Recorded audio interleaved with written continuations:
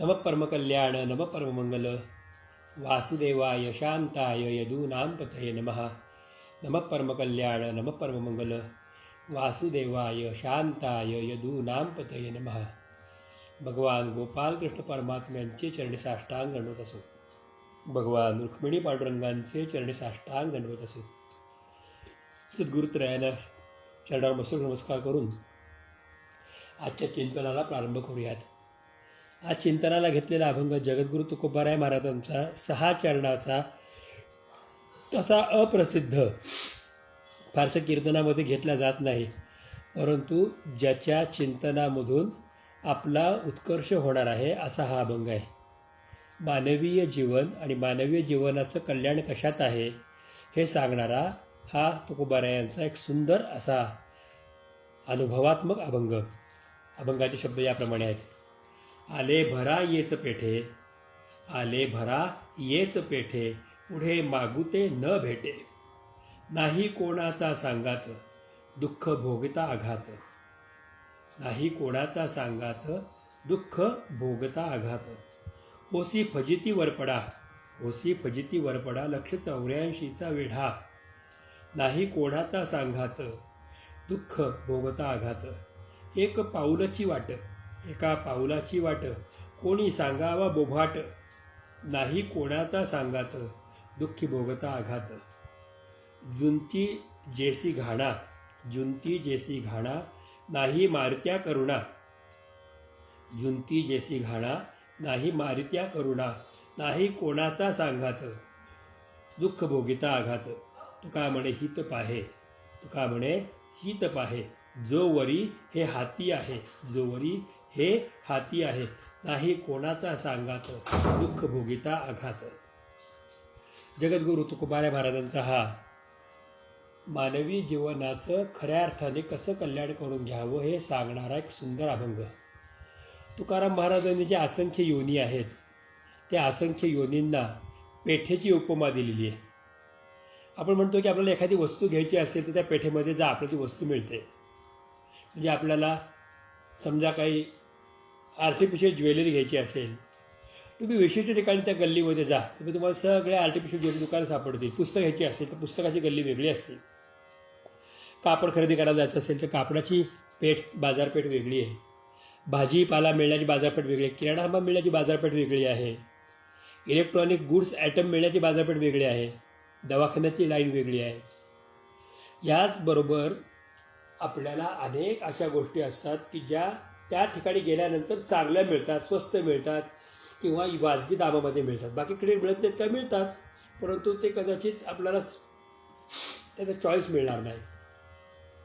तर या जगामध्ये 84 लक्ष जीव आहेत। म्हणजे या 84 लक्ष जीवांमध्ये खऱ्या अर्थाने काही पेठा आहेत की ज्या पेठांमध्ये जे सगळे पाण्यातले जीव आहेत त्यांच्या दृष्टीने एकच, म्हणजे फक्त जल, स्वेदज, जानज, उद्भज, अंडज जीव आहेत, त्यांना त्यांच्याप्रमाणे ती पेठ आहे। काही जीव आहेत त्यांना त्याप्रमाणे, पण मानव जन्माच्या बाबतीमध्ये या पेठे जन्माला आलेला आहात, तुम्ही मनुष्य जन्माला आलेला आहात, तर तुम्ही एक गोष्ट पहिल्या लक्षात घ्या की आले भरा येच पेठे।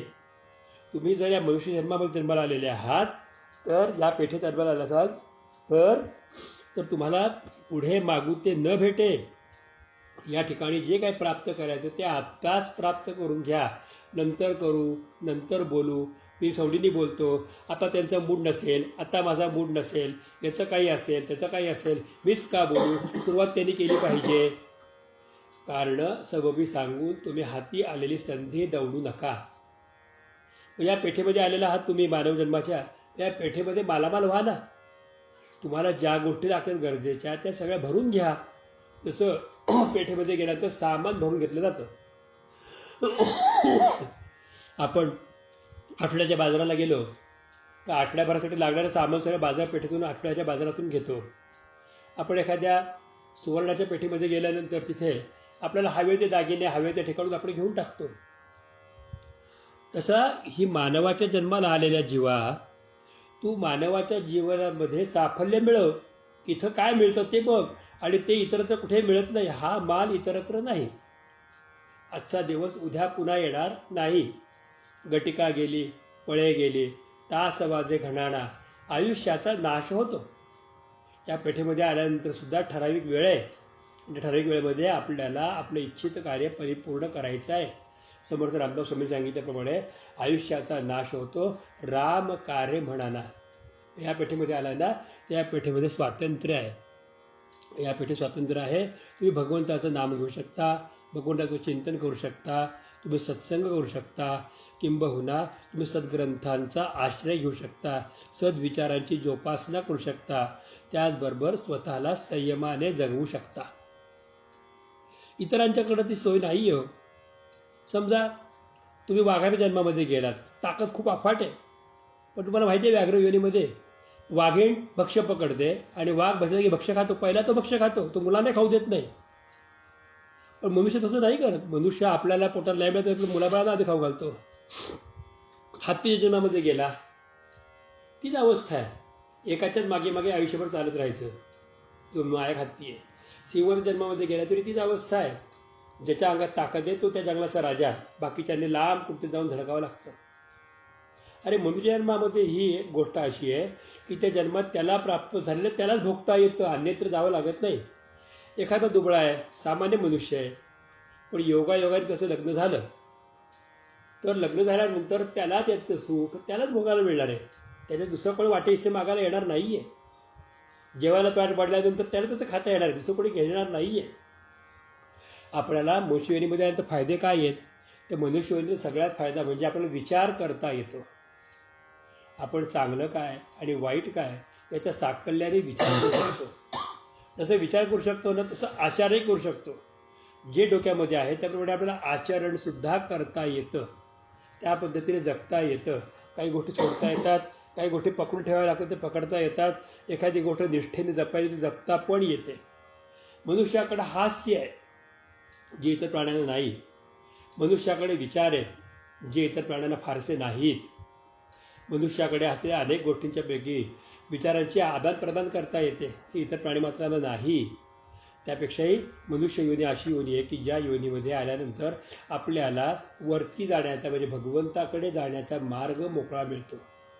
हे एकमेव दरवाजा असा आहे, या दरवाज्यातून आपण एक तर भगवंताकडे जाऊ शकतो किंवा पुन्हा 84च्या फेऱ्यामध्ये जाऊ शकतो. हा एक चौवाटा आहे. चौवाटा एक चौक आहे. या चौकामध्ये आल्यानंतर आपण भगवंताच्या रस्त्याने पण जाऊ शकतो, संसाराच्या रस्त्याने पण जाऊ शकतो, मित्रमंडळींच्या नादी लागून अधोगतीकडे पण जाऊ शकतो, किंवा चाचपडत सुद्धा कुठेतरी भटकू शकतो. मनुष्य जन्मामध्ये आल्यानंतर मनुष्य विचार करू शकतो आणि भगवंताकडे जाऊ शकतो, सत्संग करू शकतो, स्वतःची उन्नती करू शकतो. आपण दुसऱ्याने केलेले अपराध विसरू शकतो. आपल्याला अनेक वाटा मिळतात.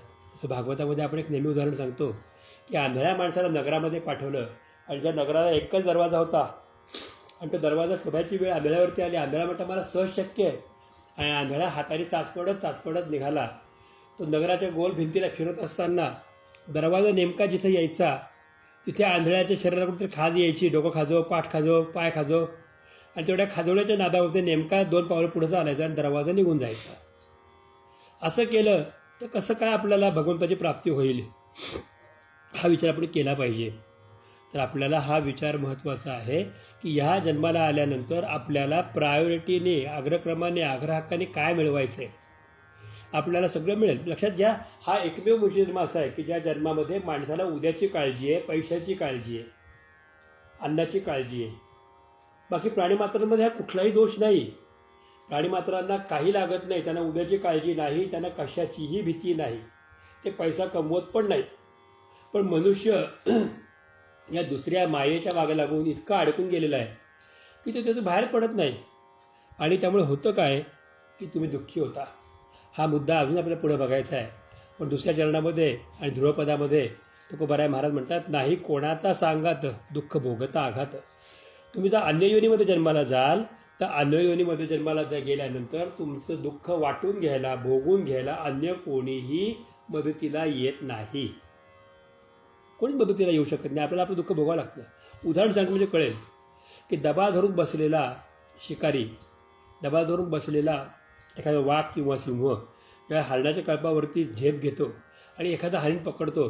त्याला कळप असतो त्या कळपाने तर सगळं मी शिंग उरगरून तर एका वेळेला आली आणि त्याने जर त्या वाघाला भीती घातली तर वाघ पळून जाऊ शकतो आणि वाचवू शकतो, पण त्या ठिकाणी हा वाघ आम्हालाही पकडेल या भीतीने एकही हरिण तिथं थांबत नाही, सगळे निघून जातात.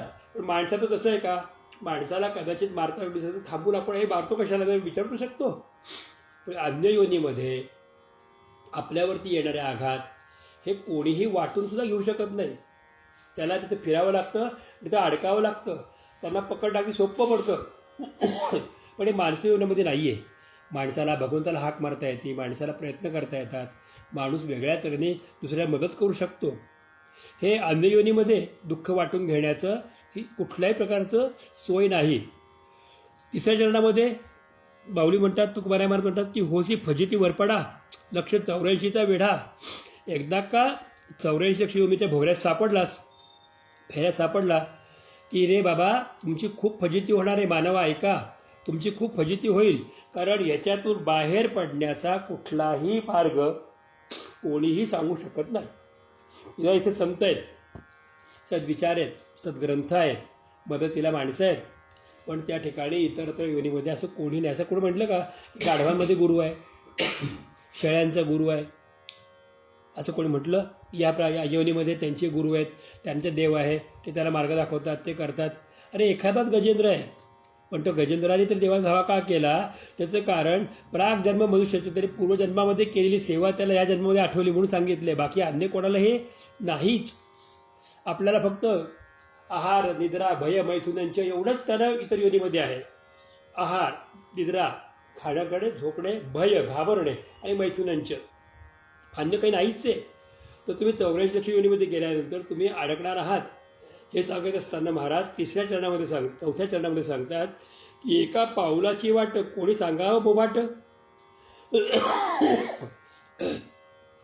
या 84 लक्ष जीवजंतू योनीतून फिरत असताना मार्ग हा नाहीच, तो एका पाऊलवाटेसारखा आहे. ज्याप्रमाणे पाऊलवाट जाता जाता रस्त्यामध्ये कधी अदृश्य होते, दिसेनाशी होते, सांगता येत नाही, परत शोध घ्यावा लागतो, किंवा अनेक वाटा सापडल्यानंतर पुढे जाता येते, तशी अवस्था असते. पाऊल वाट म्हणजे अशी की ज्या योनीत तुम्ही जन्माला आलेले आहात त्या योनीतल्या सुखदुःखाप्रमाणे तुम्हाला पुढं जावं लागतं. हे कळण्यासाठी एक उदाहरण देतो. वेदव्यासांनी फार छान उदाहरण दिलं आहे. त्याने बुद्धामून एका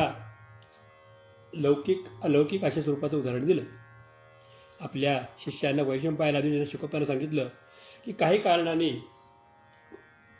मला मृत्यू येणार आहे आणि मी मेल्यानंतर माझ्याकडनं काही घटना घडलेल्या आहेत, त्यामुळे डुकराच्या योनी जन्म होईल आणि डुकराच्या योनीमध्ये मी गेल्यानंतर मला ती योनी भोगायची. ती योनी संपली की मी भगवंताला प्राप्त होणार आहे. आणि माझं वैशिष्ट्य असेल की डुकरीण असेल, तिला 8-10 पिल्लं असतील आणि एका पिल्लाच्या मस्तकावरती कपाळावरती सोनेरी केसांचा पुंजका असेल, चंद्राचा आकारासारखा किंवा स्टारसारखा. ते डुकराचं पिल्लू म्हणजे मी आहे. माझी आज्ञा तुम्हाला कुठल्याही मागचा पुढचा विचार न पाहता वरवंटा घ्या आणि माझ्या डोक्यामध्ये घाला. मी मेलो की लगेच मी भगवत योनीला प्राप्त होईल. सगळ्यांना आश्चर्य वाटतं.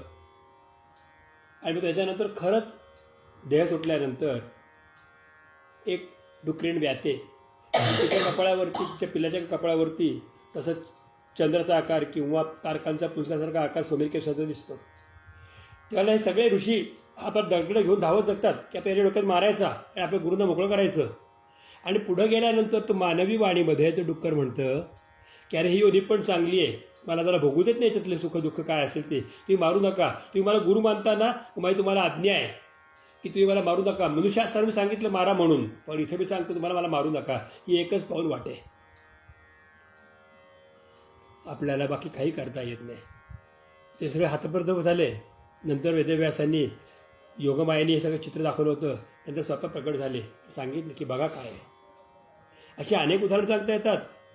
तर हे आपल्याला ही मोठी गोष्ट. एकदा देवर्षी नारद म्हटले की आपण कृपा करूयात, आणि ते निघाले. सगळ्यात घाणीत लोळणाऱ्या डुकराला बघितलं आणि घाणीमध्ये लोळून ती विष्ठा आधी खाताना डुकराला बघून त्यांनी सांगितलं की चल मी तुला भगवंताकडे घेऊन जातो, वैकुंठात नेतो. त्या डुकरांनी विचारलं की वैकुंठामध्ये असं चिखल आहे का, असं खायला सगळी घाण आहे का? तर म्हणे नाही. मग म्हणे आमचं तुझं काय काम आहे, आम्ही इथेच बरेच. हे सगळे एका पाऊल वाटेने जाणारी माणसं आहेत. काही काही माणसांना एकच पाऊलवाट सापडते, आयुष्यात रस्ता हमरस्ता सापडतच नाही. ते एका झापड लावलेल्या विचाराने पुढे जात असतात. त्यांच्या आयुष्यामध्ये त्यांना कितीही सांगितलं की जरा बदल करा, समजावून घ्या, हे काहीतरी वेगळं आहे, पण डोळ्यात झापडल्यासारखे एकच विचार, एकच गोष्ट, त्यांनी पुढे जातात. अरे सहाण्यावरती लाकूड घासल्यानंतर गंध तयार होतं, कोणी सांगितलं? सहाण्यावरती चंदन घासलं तरच गंध तयार होतं. जर सहाण घेतली आणि त्याच्यावरती जर बाभळीचं लाकूड उकळत बसलात तर गंध तयार होईल का? ते बाभळाचा रस तयार होईल. हा विचार लक्षात घ्या.